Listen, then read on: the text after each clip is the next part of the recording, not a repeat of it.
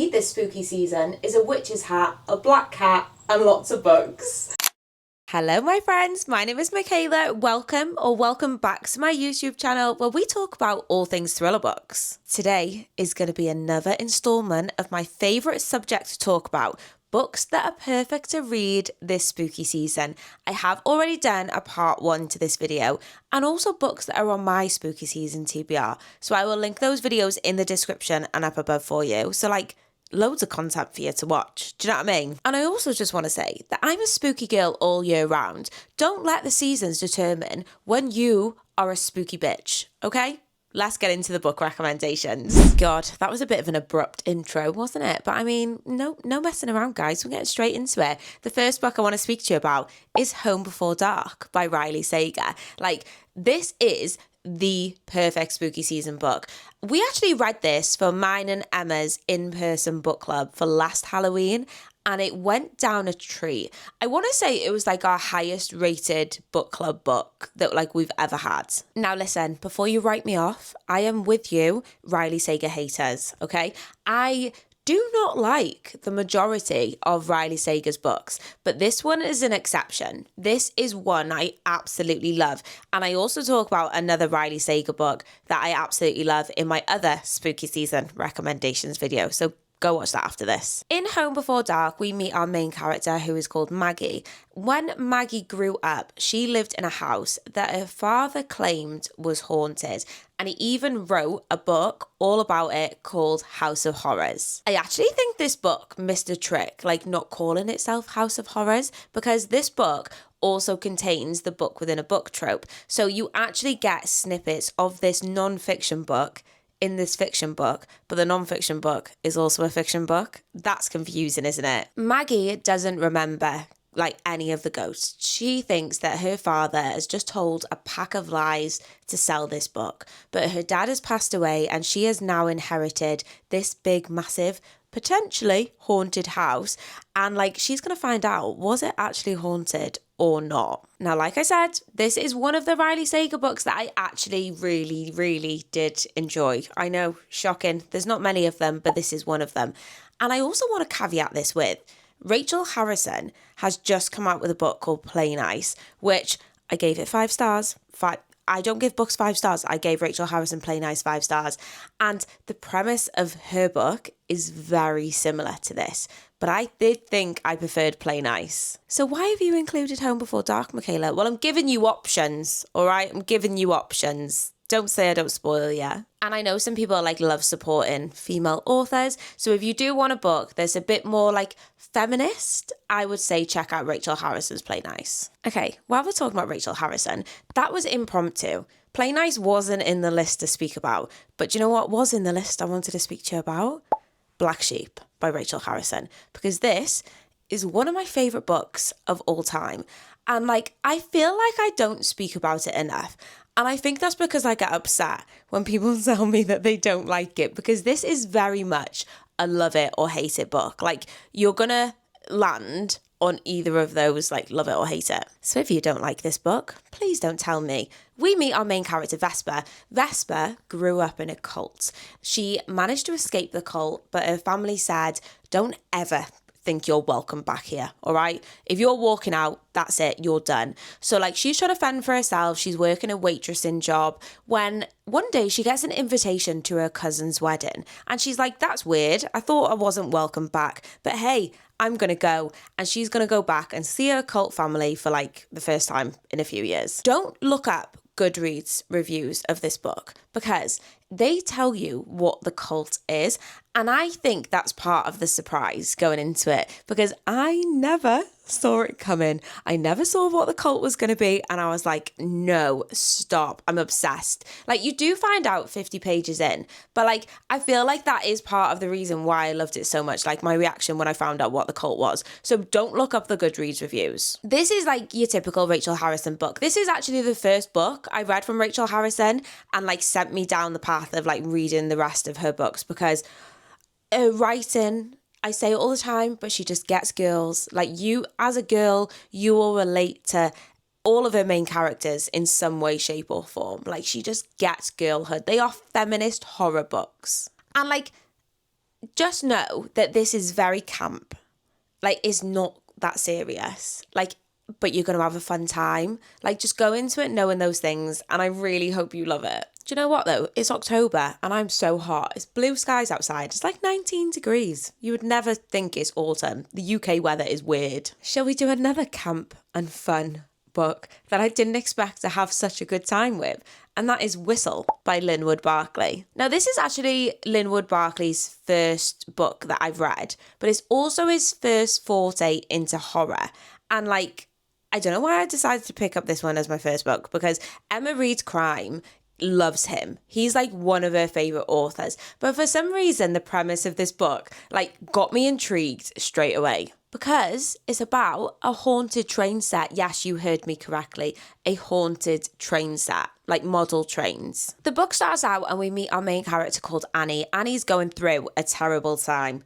Like, she is a children's illustrator and sadly her husband has just passed away and she's just in general not having a great time. So her agent has booked her and her son like a little getaway in this like retreat, like it's not a retreat, like a secluded town, so she can recoup and hopefully start drawing her next book, because obviously they want a book out of her. When they get there, the son finds a train set pretty quickly and she's like, oh cute, yeah, like have fun playing with that.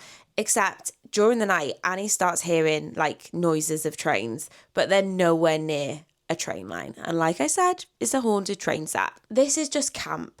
It's fun. It gets a bit wild, but I think that's the reason I loved it so much. Like, I actually, when I read this book, I stopped reading it, I think around the 30% mark, because like, I don't think I was in the mood for it, but like, I knew I didn't want to like permanently DNF it. And then when I went back to it and we got to like the 60 or 70% mark, and I was like, no, this is crazy. I'm obsessed. I love it. But I have seen quite a lot of reviews saying they don't like the ending because it gets a bit silly. Like, so take with that what you will. Like, one of the characters is called Mr. Chew, for God's sake. Like, choo choo. What this book will do will take you on a ride. No pun intended. I'm kind of cheating with this one, okay? But I am nothing but honest with you guys. Like, I would never tell you lies. Like, I could tell you I finished reading this, but I haven't. This is a book I'm actually halfway through, and it is We Live Here Now by Sarah Pinborough. And I had to include it in this list because I was like, if this is like the last spooky season video I'm going to make, I feel like this is one I need to document. Like, I need to include it. Emily has just woken up from a coma, and the book literally starts out as they are starting a new life in Devon. They previously lived in London, and when Emily's woke up from this coma, her husband Frankie has said to her, I've bought us that house that we always wanted in Devon. Like, we're leaving London. We're going to take you down there and we're going to get you better. Sorry, her husband's called Freddie, not Frankie, Freddie. Now, this house is like literally my dream house. I'm never going to be able to live in one because I probably couldn't afford the upkeep. But it's like one of those big Victorian manors with like all like the original windows and the stained glass. Like, the descriptions of this house that the book is giving me is making me sick with jealousy. But this house, Emily thinks it might be haunted. Like, she's hearing things, she's hearing like floorboards creaking. But as she had sepsis, like one of the side effects is like she could be hallucinating. So is she hallucinating? Because Freddie isn't seeing shit. I love Sarah Pinborough. Like, behind her eyes, I say that. I've only read Behind Her Eyes. What are you talking about, Michaela? I loved Behind Her Eyes. Like, that's a 5-star book for me. I speak about it all the time. But, like, I feel like Sarah Pinborough's writing is just so good. Like I said, I'm over halfway through it now, and I'm locked in. If I was to predict my rating at this point, I would probably say a 5-star. I know. You're going to have to come back at the end of October to find out what I did actually rate it. Oh, also as well, Freddie's a bit dodgy. Like, the things he's saying and stuff, because we're getting his point of view. So we're getting both of their points of view. And, like, he's a bit dodge. I don't trust him. Now, this one's a bit of a gamble to include, because, like, this isn't necessarily categorised as a thriller. And it is Bury Our Bones in the Midnight Soil by V.E. Schwab. This is actually classed as a fantasy book. Something you might not know about me, or if you watch any of my videos, you absolutely do, is I don't read fantasy. I'm not a fantasy girly. I find it way too complex for me. I can't deal with the world building. I can't deal with the magic systems. Like, it's way, way too much for me. But I was called to this book by the fact that the tagline was toxic lesbian vampires. I'm a lesbian, and do you want to know what I wish I was? A vampire. So I was like, say less. I'm not toxic. I've just got married. And the reason I wanted to include it in this video is because it has got like thrilling elements to it. I do think thriller and horror lovers have a very good chance of liking this, and it is set in our world. So like you haven't got like that whole world building going on. I would say it's more a character study of three women set on a period spanning hundreds of years, like starting off in the 1500s, going into the 1600s, and now like present day. The 1800s as well? Maybe. And like I said, it's about toxic lesbian vampires. So it is just really an in-depth study of these women. And it's incredible. This book is not without fault. I don't think it needed to be quite as long as it did. It's like 550 pages long. And I was like, yeah, you definitely didn't need to be that long. But I loved it. I gave it 4.5 stars. If it had like 60 pages shaved off, it would have been a 5-star. So much so, like, you see this book here? This is a special edition copy of it. That's how much I loved it. I'm lying. I actually bought this before I'd even read the book. Okay, talking about another one that's got like a bit of a historical setting, but this one definitely is a thriller, and that is The Frozen People by Ellie Griffiths, because this is a thriller book that is set in the 1800s and our present time today, because the detectives who are solving the cases work on cases that are so cold that they're practically frozen. Do you get it? Because they can time travel. They can bloody time travel, if only. Where would you go if you could time travel? Like, what period would you go to? I would go to the 1800s because I don't know what it is. Like, I love the Victorian era so much. Like, it's my favourite era to read about. And we follow these group of detectives as they are trying to solve a case from the Victorian era when one of them accidentally gets stuck there.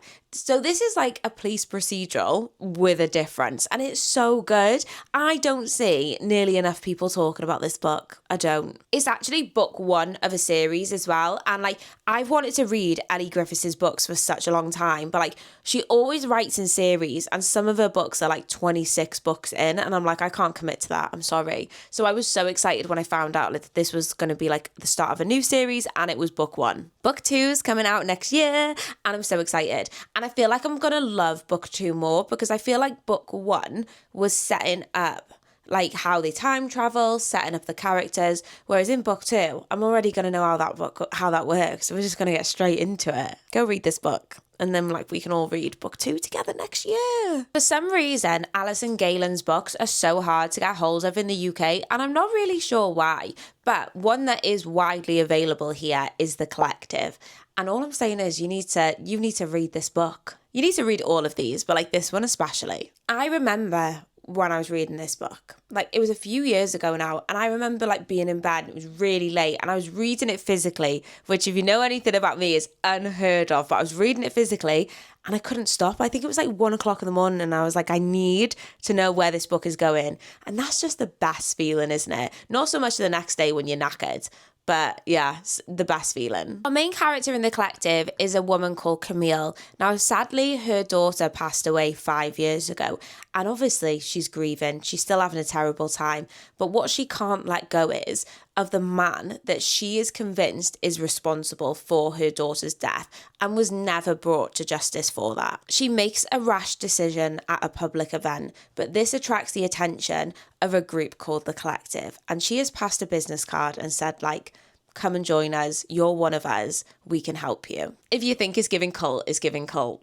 What do I love? Cults. From there, Camille is dragged into the dark web, where she is welcomed into a group full of grieving mothers just like her, who are also convinced that the peoples who were responsible for their children's deaths were not brought to justice. And they say that they want to enact their own form of revenge. And what Camille must decide is if these people are just like role-playing, like getting it off their chest, or if it's about to be a terrifying reality. I smashed that description. If you don't want to read that book after that, I don't know what to tell you. Sometimes, guys, I'm a bit ropey with my descriptions. And like, I just think, oh God, that was terrible, Michaela. Like, you're supposed to like be convincing people to read these books. But I smashed that. Blowing my own trumpet. Do you know what? I think I bought this when it was like £2.50 in the works as well. It was the best £2.50 I've ever spent in my entire life. Like, read it a few years ago, still think about it all the time. Fantastic twists. I don't know what else I can do to convince you. Go and read it. The Quiet Tenant by Clemence McCallan is probably one of my most favourite kidnapping stories I've ever read. That's a weird thing to say out loud, isn't it? In this book, we meet Aidan. Aidan is a very successful businessman in his local town. Everybody loves him. Everybody respects him. He's a father and he was a husband, but sadly his wife has just passed away. So now he's a widow. But something you should know about Aidan is that he is a serial killer and he's murdered 8 women. And his 9th is imprisoned in his shed. As his wife has just passed away, he's now experiencing some money troubles and he needs to sell his house. So he's got to figure out how the hell he's going to get this girl from his shed out of the house, without anybody seeing him and finding out. And you get multiple points of view in this book. And it is one of the most poetic, beautifully written thriller books I think I've ever read. If you're not a fan of flowery writing, you'd like your books to just get to the point, this is probably not one for you. But I appreciated the writing in this book so much. I thought it was incredible. And I couldn't believe it was a debut novel. It was so powerful. Parts of the book were also told in second person. Do you know when the author's you did this, you did that. I always feel that gets me every single time, And I mean, if ever there's a time to read about a girl trapped in a shed, it's probably around spooky season, isn't it? Oh, I also just want to say that this is a bit feminist as well. So if you like a little feminist story, women fighting back, you will also like this. Terrible men. Just joking, all my male subscribers, I love you.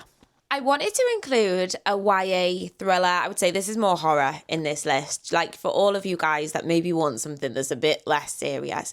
And the book I went with was How to Survive a Horror Movie by Scarlett Dunmore. For all my horror movie fans, this one is for you. And don't let the fact that it's YA put you off, because I don't love YA books, but this is one that I did really enjoy. Charlie is a horror movie enthusiast.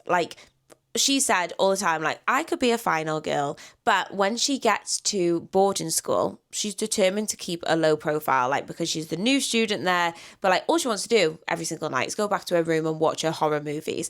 And you get bits of the horror movies in here, which I just loved. If you love horror movies, you'll get it. There's a serial killer on the loose in this boarding school, and they are going after her classmates, the teachers.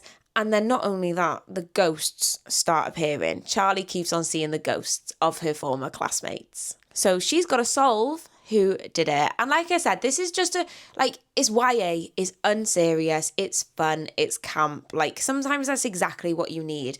And actually, How to Survive a Horror sequel has just come out, just in time for this year's spooky season. So if you enjoy How to Survive a Horror Movie, just know you've got another one there waiting for you, which picks up straight after the events of when this one finished. You know how I said at the beginning of this video that I love the book within a book trope? Well, this has exactly that. And it is The Midnight King by Tariq Ashkenani. But I do just want to give you a bit of a warning, because this is potentially the darkest thriller book I have ever read in my life. Just putting that out there. It's definitely a thriller and it is definitely dark. Lucas Cole is the town's local celebrity. He is a best-selling author, and I mean a top author.